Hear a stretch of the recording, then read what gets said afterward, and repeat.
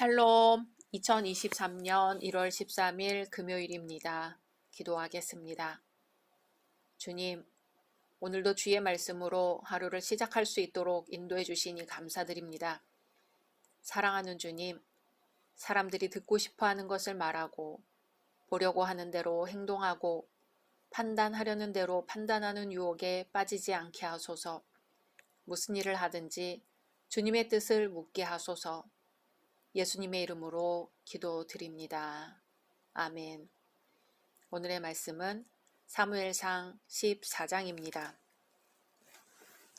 하루는 사울의 아들 요나단이 자기의 무기를 든 소년에게 이르되 우리가 건너편 블레셋 사람들의 부대로 건너가자 하고 그의 아버지에게는 아뢰지 아니하였더라. 사울이 기브아 변두리 미그론에 있는 석류나무 아래에 머물렀고 함께한 백성은 600명가량이며 아히야는 에봇을 입고 거기 있었으니 그는 이가봇의 형제 아히두베 아들이요 비느하스의 손자요 실로에서 여호와의 제사장 되었던 엘리의 증손이었더라. 백성은 요나단이 간주를 알지 못하니라.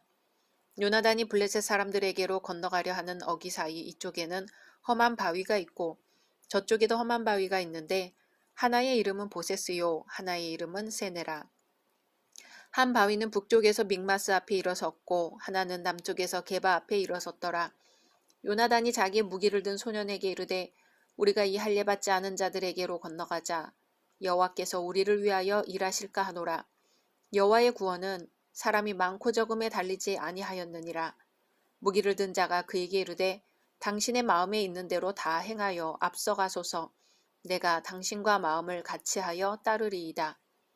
요나단이 이르되 보라 우리가 그 사람들에게로 건너가서 그들에게 보이리니 그들이 만일 우리에게 이르기를 우리가 너희에게로 가기를 기다리라 하면 우리는 우리가 있는 곳에 가만히 서서 그들에게로 올라가지 말 것이요 그들이 만일 말하기를 우리에게로 올라오라 하면 우리가 올라갈 것은 여호와께서 그들을 우리 손에 넘기셨음이니 이것이 우리에게 표징이 되리라 하고 둘이 다 블레셋 사람들에게 보임에 블레셋 사람이 이르되 보라 히브리 사람이 그들이 숨었던 구멍에서 나온다 하고 그 부대 사람들이 요나단과 그의 무기를 든 자에게 이르되 우리에게로 올라오라 너희에게 보여줄 것이 있느니라 한지라.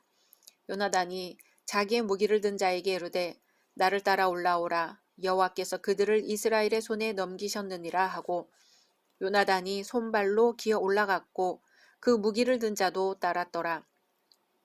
블레셋 사람들이 요나단 앞에서 엎드러짐에 무기를 든 자가 따라가며 죽였으니 요나단과 그 무기를 든 자가 반나절가리 땅 안에서 처음으로 쳐 죽인 자가 20명 가량이라. 들에 있는 진영과 모든 백성들이 공포에 떨었고 부대와 노략군들도 떨었으며 땅도 진동하였으니 이는 큰 떨림이었더라. 베냐민 기브아에 있는 사울의 파수꾼이 바라본즉 허다한 블레셋 사람들이 무너져 이리저리 흩어지더라. 사울이 자기와 함께한 백성에게 이르되 우리에게서 누가 나갔는지 점호하여 보라 하여 점호한즉 요나단과 그의 무기를 든 자가 없어졌더라. 사울이 아히야에게 이르되 하나님의 궤를 이리로 가져오라 하니 그때에 하나님의 궤가 이스라엘 자손과 함께 있음이니라. 사울이 제사장에게 말할 때에 블레셋 사람들의 진영에 소동이 점점 더한지라. 사울이 제사장에게 이르되 내 손을 거두라 하고 사울과 그와 함께한 모든 백성이 모여 전장에 가서 본즉 블레셋 사람들이 각각 칼로 자기의 동무들을 침으로 크게 혼란하였더라. 전에 블레셋 사람들과 함께하던 히브리 사람이 사방에서 블레셋 사람들과 함께 진영에 들어왔더니 그들이 돌이켜 사울과 요나단과 함께한 이스라엘 사람들과 합하였고 에브라임 산지에 숨었던 이스라엘 모든 사람도 블레셋 사람들이 도망함을 듣고 싸우러 나와서 그들을 추격하였더라. 여호와께서 그날에 이스라엘을 구원하심으로 전쟁이 베다웬을 지나니라. 이날에 이스라엘 백성들이 피곤하였으니 이는 사울이 백성에게 맹세시켜 경계하여 이르기를 저녁 곧 내가 내 원수에게 보복하는 때까지 아무 음식물이든지 먹는 사람은 저주를 받을지어다 하였음이라. 그러므로 모든 백성이 음식물을 맛보지 못하고 그들이 다 수풀에 들어간즉 땅에 꿀이 있더라. 백성이 수풀로 들어갈 때에 꿀이 흐르는 것을 보고도 그들이 맹세를 두려워하여 손을 그 입에 대는 자가 없었으나 요나단 그의 아버지가 백성에게 맹세하여 명령할 때에 듣지 못하였으므로 손에 가진 지팡이 끝을 내밀어 벌집에 꿀을 찍고 그의 손을 돌려 입에 대매 눈이 밝아졌더라. 그때에 백성 중 한 사람이 말하여 이르되 당신의 부친이 백성에게 맹세하여 엄히 말씀하시기를 오늘 음식물을 먹는 사람은 저주를 받을지어다 하셨나이다. 그러므로 백성이 피곤하였나이다 하니 요나단이 이르되 내 아버지께서 이 땅을 곤란하게 하셨도다. 보라 내가 이 꿀 조금을 맛보고도 내 눈이 이렇게 밝아졌거든.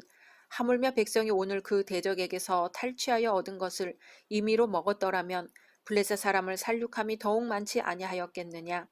그날의 백성이 믹마스에서부터 아얄론에 이르기까지 블레셋 사람들을 쳤으므로 그들이 심히 피곤한지라. 백성이 이에 탈취한 물건에 달려가서 양과 소와 송아지들을 끌어다가 그것을 땅에서 잡아 핏째 먹었더니 무리가 사울에게 전하여 이르되 보소서 백성이 고기를 핏째 먹어 여호와께 범죄하였나이다. 사울이 이르되 너희가 믿음 없이 행하였도다. 이제 큰 돌을 내게로 굴려오라 하고 또 사울이 이르되 너희는 백성 중에 흩어져 다니며 그들에게 이르기를 사람은 각기 소와 양을 이리로 끌어다가 여기서 잡아먹되 핏째로 먹어 여호와께 범죄하지 말라 하라 하매 그 밤에 모든 백성이 각각 자기의 소를 끌어다가 거기서 잡으니라. 사울이 여호와를 위하여 제단을 쌓았으니 이는 그가 여호와를 위하여 처음 쌓은 제단이었더라. 사울이 이르되 우리가 밤에 블레셋 사람들을 추격하여 동틀 때까지 그들 중에서 탈취하고 한 사람도 남기지 말자. 무리가 이르되 왕의 생각에 좋은 대로 하소서 할 때에 제사장이 이르되 이리로 와서 하나님께로 나아가사이다 하매 사울이 하나님께 묻자오되 내가 블레셋 사람들을 추격하리이까 주께서 그들을 이스라엘의 손에 넘기시겠나이까 하되 그날에 대답하지 아니하시는지라. 사울이 이르되 너희 군대의 지휘관들아 다 이리로 오라. 오늘 이 죄가 누구에게 있나 알아보자. 이스라엘을 구원하신 여호와께서 살아계심을 두고 맹세하노니 내 아들 요나단에게 있다 할지라도 반드시 죽으리라 하되 모든 백성 중 한 사람도 대답하지 아니하매 이에 그가 온 이스라엘에게 이르되 너희는 저쪽에 있으라. 나와 내 아들 요나단은 이쪽에 있으리라.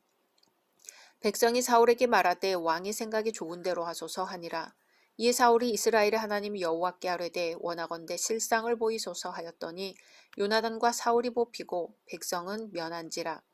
사울이 이르되 나와 내 아들 요나단 사이에 뽑으라 하였더니 요나단이 뽑히니라. 사울이 요나단에게 이르되 내가 행한 것을 내게 말하라. 요나단이 말하여 이르되 내가 다만 내 손에 가진 지팡이 끝으로 꿀을 조금 맛보았을 뿐이오나 내가 죽을 수밖에 없나이다. 사울이 이르되 요나단아 내가 반드시 죽으리라. 그렇지 않으면 하나님이 내게 벌을 내리시고 또 내리시기를 원하노라 하니 백성이 사울에게 말하되 이스라엘의 이 큰 구원을 이룬 요나단이 죽겠나이까 결단코 그렇지 아니하니이다. 여호와의 살아계심을 두고 맹세하옵나니 그의 머리털 하나도 땅에 떨어지지 아니할 것은 그가 오늘 하나님과 동역하였음이니이다 하여 백성이 요나단을 구원하여 죽지 않게 하니라. 사울이 블레셋 사람들 추격하기를 그치고 올라가매 블레셋 사람들이 자기 곳으로 돌아가니라.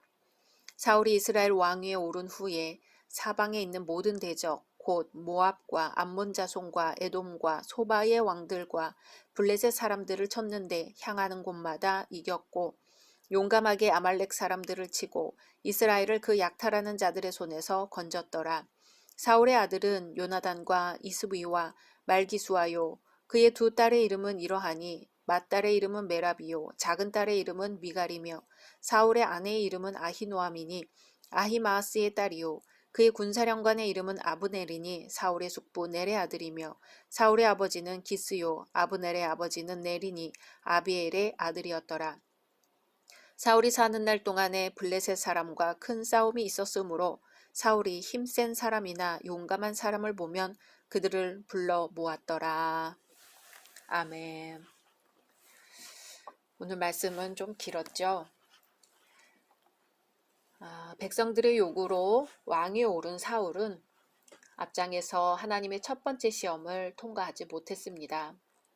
오늘 말씀에서는 이스라엘이 본격적으로 블레셋과 싸운 믹마스 전투에 대하여 언급합니다. 1절에서 15절은 요나단이 맹활약하는 장면이 나옵니다. 앞장에서 블레셋 군대가 매우 강력한 반면 이스라엘 병사들은 무기조차도 제대로 소지하지 못했음을 살펴보았습니다. 그런데 오늘 말씀에서 요나단은 모든 불리한 여건에도 불구하고 블레셋 진영을 침범하여 교란시킵니다. 먼저 요나단은 블레셋 진영을 기습하기로 결심했습니다. 그 결심은 철저히 신앙적인 지식에 기초해 있었죠. 뿐만 아니라 신앙과 이성이 조화를 이뤘습니다. 그리고 그 작전은 큰 성과를 거뒀습니다. 요나단의 행동은 사울의 행동과는 매우 대조적입니다. 아버지 사울은 전황이 매우 불리해지자 인간적인 생각에 근거해 제사장의 직무를 범했고 또 어떤 적극적인 대책 없이 사태에 취임한 관방했습니다. 이때 요나단은 긴박한 상황을 타개하기 위해 오직 하나님을 의지해야 됨을 깨달았습니다. 요나단의 신앙 외에도 기습작전이 성공할 수 있었던 것은 그에게 좋은 동역자가 있었으며 또 요나단에게는 지혜로운 분별력이 있었던 것입니다. 만일 요나단을 따르는 자가 하나도 없었다면 요나단은 용기를 잃고 작전의 성과도 훨씬 적었을 것입니다. 하지만 근본적으로 참된 용기는 하나님에 대한 신실한 믿음에서 출발했습니다. 요나단의 활약은 상황을 바꾸어 많은 블레셋 병사를 물리쳤고, 또한 하나님께서는 블레셋의 주둔지에 지진을 일으키셨습니다. 16절에서 23절은 하나님의 역사하심으로 말미암아 이스라엘이 블레셋과의 전쟁에서 대승을 거두는 장면이 나옵니다. 그 승리는 요나단이나 이스라엘의 능력이 아니라 전적으로 하나님의 능력이었다고 언급합니다. 블레셋 진영을 크게 교란시킨 장본인은 요나단이었으며 하나님의 역사에 의해 블레셋 사람들은 서로 싸웠습니다. 그리고 이스라엘 군대에서 이탈했던 자들이 다시 이스라엘 군대에 가담하였는데 이 모든 승리가 하나님의 개입이었다는 고백입니다. 24절에서 46절은 사울이 망령된 맹세를 함으로써 어떤 부작용들이 나타나게 되었는지를 보여줍니다. 사울은 블레셋 군대를 끝까지 추격하기 위해 이스라엘 백성들에게 금식을 명령했죠. 저주가 따르는 맹세를 했는데요. 백성들은 지치고 굶주려 더 이상 싸울 힘이 남아있지 않았음에도 불구하고 저주가 두려워 할 수 없이 맹세를 지키고 있었습니다. 그 결과는 사울의 예상과는 정반대였지요. 백성들이 허기진 탓에 더 나은 결과를 얻지 못한 것입니다. 오히려 백성들이 극도로 허기져서 고기를 먹을 때 핏째 먹는 죄를 범하게 했습니다. 뿐만 아니라 사울의 금식령을 듣지 못한 요나단이 꿀을 먹었다는 것을 안 사울은 아들을 죽이려고 했습니다. 하지만 요나단 덕분에 앞장서서 열심히 싸운 것을 아는 백성들은 사울을 적극적으로 만류하여 요나단을 죽이지 못하게 합니다. 우리는 여기서 하나님과의 바른 관계를 갖지 못한 지도자는 이렇듯 성도들에게 오히려 해를 끼치며 경솔한 맹세는 항상 후회를 불러일으킴을 배우게 됩니다. 47절에서 52절은 믹마스 전투가 끝난 시점에서 사울 왕이 생전에 어떤 치적을 남겼으며 그의 가계는 어떠하며 그의 군사정책이 어떠했는지를 언급하고 있는 부분입니다. 사무엘상의 저자는 사울이 약점에도 불구하고 군사적, 정치적으로 업적을 남겼음을 기록합니다. 사울의 가계는 좀 특이한 점이 있습니다. 역대상의 기록으로 보면 분명 아들은 4명인데 여기에서는 3명만 언급되고 있다는 점입니다. 아마 세 아들 모두 훗날 전쟁 중에 죽었다는 사실을 염두에 두었을 것으로 보입니다. 또 여기에 언급되지 않은 에스바알 혹은 이스보셋은 훗날 다윗을 대적하여 별도의 나라를 세우고 거기서 왕이 되었기 때문으로도 보입니다. 또 사울의 딸도 분명 많았을 텐데 여기서 2명만 기록한 것은 이들이 이후 다윗과 특별한 관계를 맺었기 때문으로 보입니다. 마지막으로 사울의 군사정책이 나옵니다. 재위기간 시행한 상비군 제도는 이전의 이스라엘 역사에서 발견되지 않는 혁신적인 것이었습니다. 하지만 안타까운 점은 사울이 이 상비군 조직을 지나치게 의존한 나머지 하나님의 능력을 도외시했다는 점입니다. 결론적으로 우리는 사람은 누구든지 결국 자신이 살아온 인생이 어떤 것이었는지에 대하여 하나님과 사람들로부터 평가를 받게 된다는 점을 깨닫게 됩니다. 어떤 악한 사람에게서도 나름대로의 장점을 발견할 수도 있는 것이지요. 그러니 그 누구도 타인에 대하여 섣부른 판단을 내리지는 말아야 할 것입니다. 어떤 남자가 20살이 되던 해 전에 살던 집보다 훨씬 좋은 집으로 이사를 하게 되었습니다. 비좁고 허술한 집에 살다가 넓은 방이 4개나 되고 수도시설도 좋고 햇살도 아주 잘 들어오는 집에 갔으니 정말 꿈만 같았지요. 물이 새거나 바람이 새 들어오지도 않았습니다. 그런데 어느 날 화재 경보기에 깨서 집 밖으로 뛰쳐나왔습니다. 집 옆 공장에서 불이 나서 옮겨 붙은 것이었지요. 몇 시간 후 집으로 돌아가 보니 얼마 전까지만 해도 휴식처이자 안식처였던 집은 온데간데 없고 잿더미만 남아있는 것이었지요. 이 청년은 이 일로 인해 어떤 물질이나 물건도 참된 위로와 안전을 제공해주지 못한다는 사실을 깨달았습니다. 우리는 지금 가치 없는 것에 희망을 두고 살고 있지는 않을까요? 우리의 소망은 오직 보호자 되시는 여호와 하나님께로만 향해야 할 것입니다. 십자가 죽음으로도 멈출 수 없었던 바로 그 예수님의 사랑 말이지요.